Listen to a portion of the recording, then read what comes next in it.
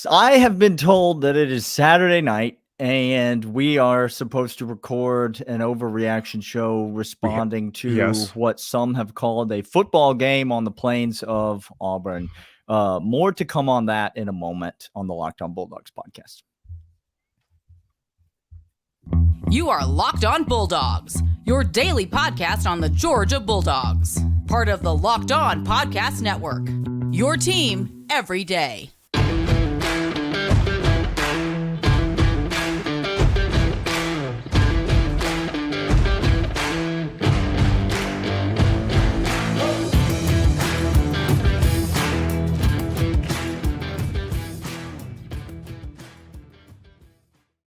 My man hit me with that open so quick. He said, let's get to it. I thought we had another 15 seconds of vamping, but we don't because we got to talk about it. Let's go. This is Overreaction Saturday. It's right after the game.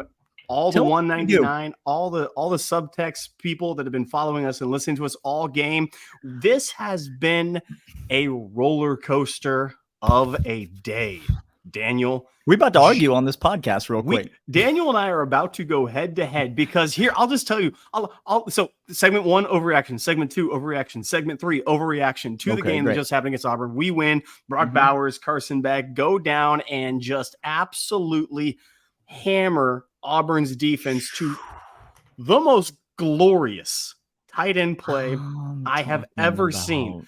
The most glorious receiving play I have ever seen. Best receiver to ever play at Georgia. Best pass catcher to ever play at Georgia. Not even a conversation. I won't even listen to arguments. I won't listen to it. It's ridiculous. The skill. No, stop talking. Brock Bowers had a catch called back because of penalty in this game. That was the best catch I've ever seen a person make in a football game. And that was right on the heels of another one-handed miraculous catch. 3rd and 12 after 3rd and 12, Brock Bowers converts. Clint, 7 catches. Say more. For 149 in the second half, Clint. Oh, I'm sorry. That was just 2 That's the half line. Okay. He came out at halftime and said, I'll be taking this. Thank you and please. Carson Beck with the quote and the understatement of the century when asked after the game, what about this guy? What about 19 makes him so special? And he said, he makes plays. That's a Kirby Smart reaction if ever I've seen one. He's better than the other people. Okay. So this entire, guys, we are watching greatness, poetry, masterclass in motion. You only have a few more games of Brock Bowers in black and red before he goes off to the NFL. He's going to be a top 10 pick, and if he's not a top 10 pick, he'll be a top 10 pick. I understand, but you're going to see a Jalen Carter-esque regret from all GMs in the NFL going, if he's not number 1 overall, you're going to see that kind of regret. You think people regret not drafting Travis Kelce number 1 overall? If there is a team that has a quarterback already there who sucks or who the quarterback gets injured and the team's suffering and they're at number 1, make no mistake. Don't do anything cute. Don't get the best player. Take the best player in college football, and it's Brock Bowers. That drive. I tweeted out on Subtext. I said, get ready. I thought they were going to try to get him in little motion. I thought it was going to be a little boot. I thought they were going to do Y waggle. And all of a sudden they just said, no, how about you own the middle of the field? Just go 10, 15, 20 yards downfield. I'll find you. 2 drives in a row. Georgia is down in this football game. The entire game until we led for good. And we Georgia is and 2 drives in a row. Brock Bowers goes down, takes the lead once for the football team. The defense gives it up again, tie game. And then Brock Bowers comes right back. And like you said, Clint, the play calling, which we'll get to Mike Bobo in a minute, but the play calling was almost a carbon copy. We found something we liked in the Auburn defense, and it was called the whole middle of the field against Brock Bowers. And we said, that's a favorable matchup for us. And Carson Beck started absolutely just planting his right foot and spinning it. down the field. Brock Bowers is the best player in college football. He cannot be tackled. He cannot be forced into a fumble. He cannot be contained. He can't be covered. It's impossible. You'll realize there were 2 drops that he had back-to-back plays.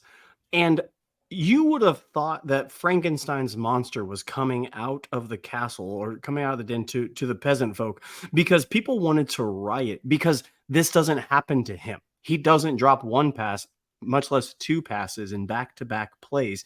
He can't be tackled. He runs over. You saw number, I think it was 5. Number 5 on Auburn make a business decision. 5. He made a business decision on that final play, and it cost him the game. Number 5, it cost you the game. I don't think you would have tackled him, but it would have slowed him up, so others could have come alley. But number 5, Brock Bowers, is cutting across on that touchdown, and number 5 came up and did a little dance, and he said, "I want none of this smoke. Not want any of it." He catches whatever comes his way. I want to talk about the funniest thing. We're going to talk about Carson Beck in segment 2. Mike Bobo, Carson Beck in segment 2. Oh, I love this. But before we get to segment 2, may I just for a moment, can we all just pause? Georgia is now 5 weeks in a row of not covering the spread. Yep. Okay. Georgia is now 5 weeks in a row of people going, are they really the number 1 team in college football? I'm not sure if this is the best team in college football. Maybe we should drop them down. Georgia's now 5-0. Yep.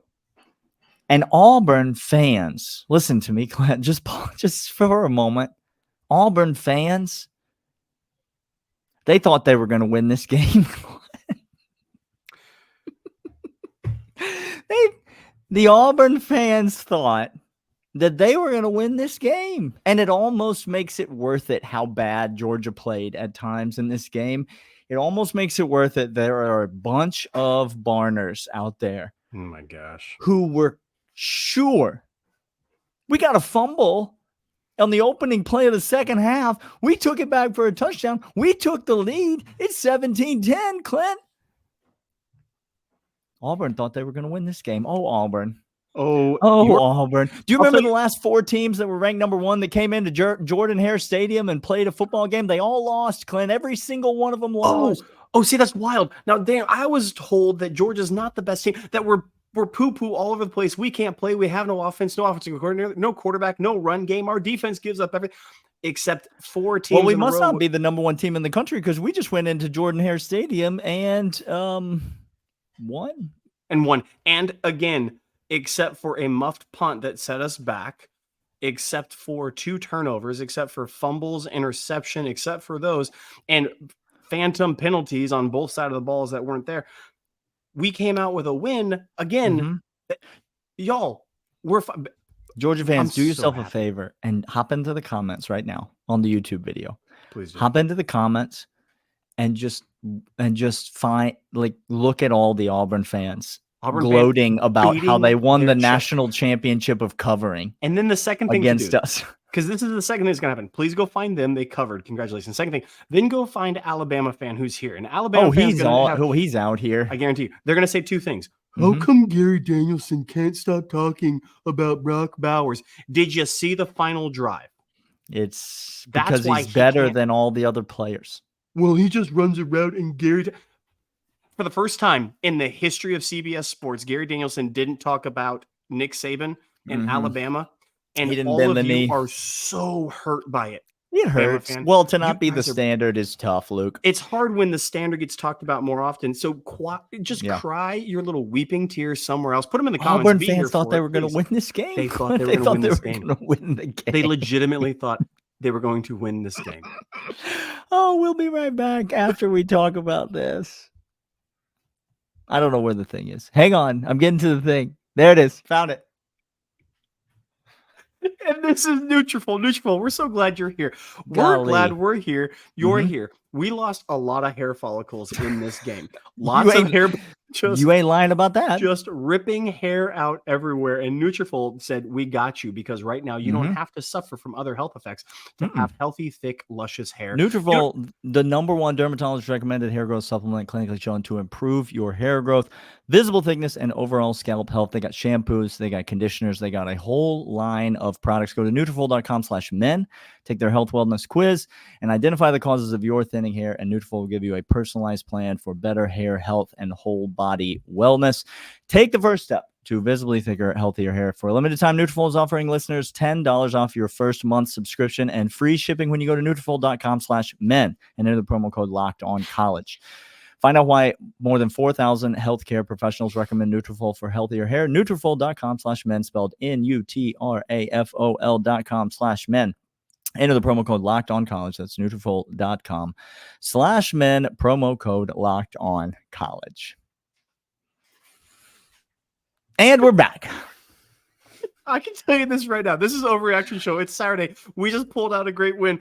I know Daniel's filling in all his oats, just every oat possible he has touched and he has felt, because I can't get this guy to do a live read to We're save alive, his life. Clint.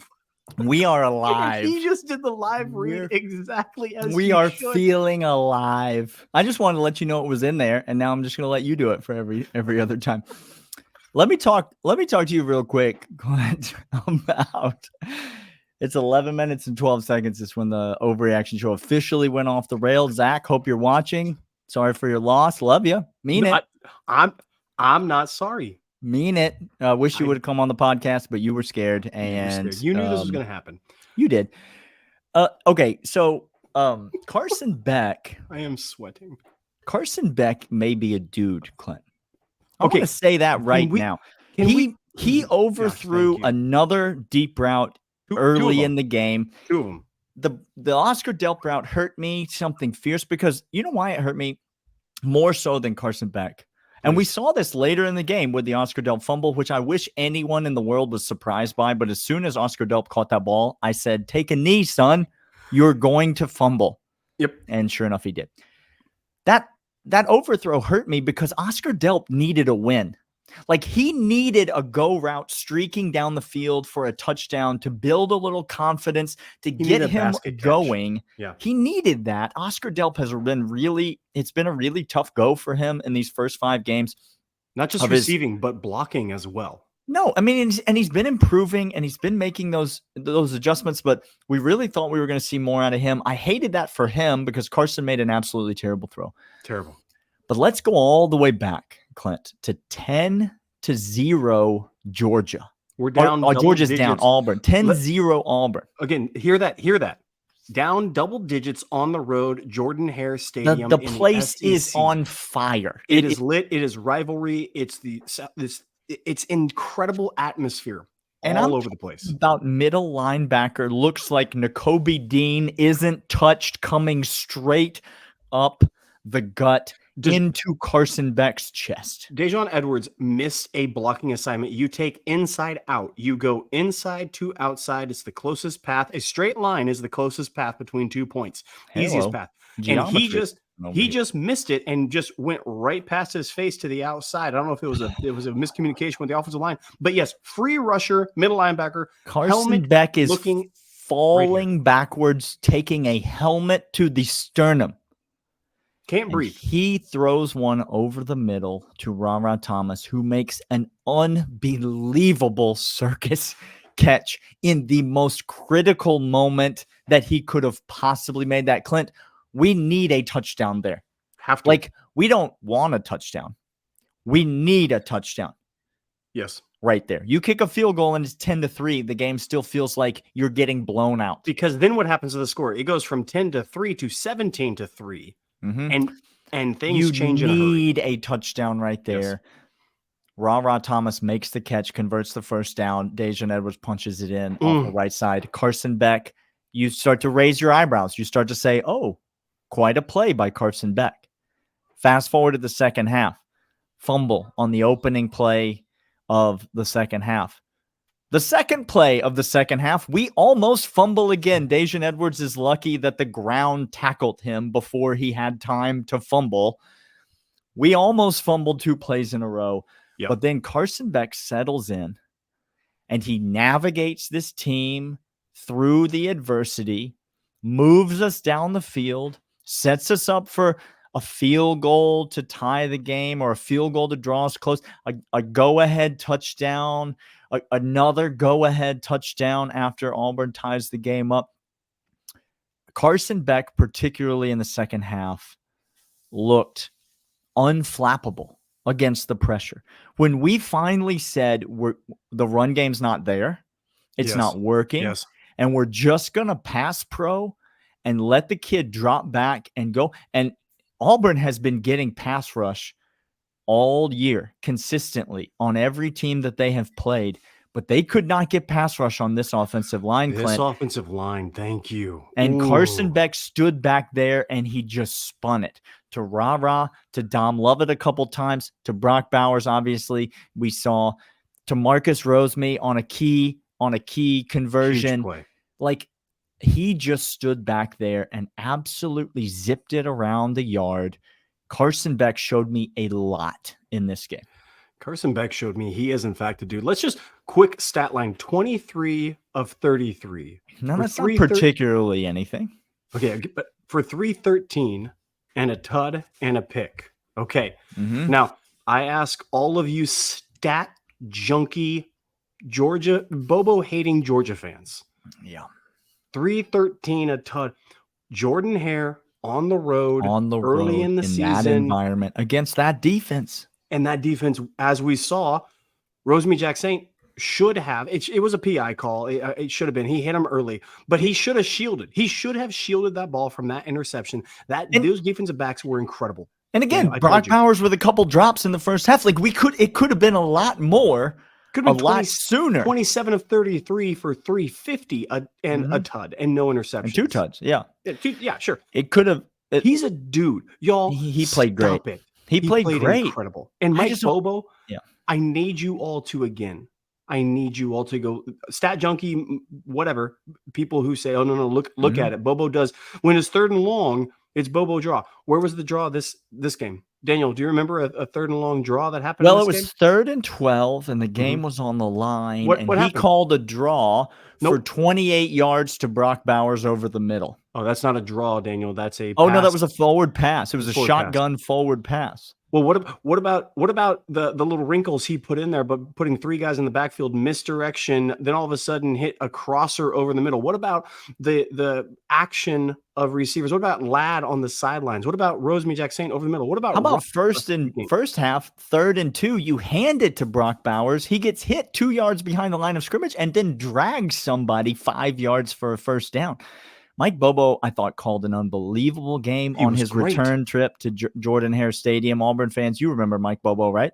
What happened? What happened? Do you remember Mike Bobo, right? No, that's the guy that just beat you tonight. So that's the guy that just it is funny how that happens. It is. You thought you were going to win. Auburn fans. You thought by transferring a wide receiver to quarterback and a Michigan State quarterback in, which, by the way, we're going to get to in 3rd segment. Daniel and I are going to disagree. We're going to talk about the defense. There is a problem on this team, but it is not Mike Bobo. Nope. And it is not Carson Beck. Nope. And it has nothing to do with the offense. There is a problem on this team, but I'm going to eat crow and then I'm going to try to spin it. I'm going to eat crow, try to spin it. Stay tuned for where Clint puts you in the gyroscope here in the 3rd segment. Here we go. First these. And these are, in fact, eBay Motors, ebaymotors.com. Find the right part, the right fit, the right price for your vehicle. Daniel and I have done the 94 Honda Civic. We've done the 2003 Honda Accord. We've done some things to some cars. And right now, if you're saying to yourself, I want to go all across the country in a giant U-Haul looking van type deal and just take up every lane of highway imaginable. You're describing your life in 5 days? Is that what you're doing? That's literally, you're describing your existence in 5 days. Then you might need eBay Motors to get you the right part, the right fit, the right price. Put in your car into your garage right there. It's going to give you every single part. U.S. customers only get the guarantee that eBay says this part is going to fit your car, and you can rest assured, whatever it is, appearance, external, internal, interior, mechanical, whatever it is. eBay guaranteed fit, only available for U.S. customers. ebaymotors.com, the right part, the right fit, the right price every single time. Get over there right now. I need to couch this a little bit, Daniel. Let us know in the comments who did a better live read, me or Clint. Just for the record. I need to run it up the flagpole. I can't get him to do a live read. Carl could be listening. I need to run it up the flagpole. If Carl is listening right now, hey Carl, call me. Would you? Quick question for you. I have some questions. Call me. You have my number. Yeah, that'll be great. Hey, we're about to disagree. And let the record show these overreaction shows are gonna get us terminated. Gonna get employment terminated. We let the record show that Georgia won this game. I do not care that we didn't cover. Clint does not care that we didn't cover. I don't care. We won the game. If you win 15 games by 1 point a total of 15 points of margin of victory, they award you the national championship trophy forever. Okay, and so we are 5-0. We play at home next weekend against a 5-0 Kentucky team, and I hope we win that game by as much as or more than 1 point. Well, that's all we care about. So let the record show all of that. Okay. However, now we can still say things that we believe are true. Okay. And I'm going to say one of those things now. I don't think this defense is very good, Clint. I don't think they're very good at all. We knew exactly what Auburn was going to try to do coming into this game. Kirby Smart in his press conferences all week told us exactly what Auburn was going to do in this game. Do you know how many times this week he said, I don't have to. Peyton Thorne is a good athlete. That guy can run the ball. It's not just Robbie Ashford. That guy's an elite athlete, but Peyton Thorne, he's also a good athlete, and he can hurt you with his legs as well. Everyone knew what Auburn was going to do. They cannot throw the ball. And we said, like idiots all week, Clint, if you make a team one-dimensional against Kirby Smart, and that one dimension is the run, you cannot succeed. Well, guess what Auburn did? They came out there and they succeeded over and over and over again. Did they have short fields? Yes, they did have short fields. Okay. Did Georgia force field goals on those opportunities? Many times, no. Georgia did not force field goals on those opportunities. Did they have Auburn backed up inside the 5-yard line? Yes. What did Auburn do? Went 95 yards for a touchdown, running the ball every single time.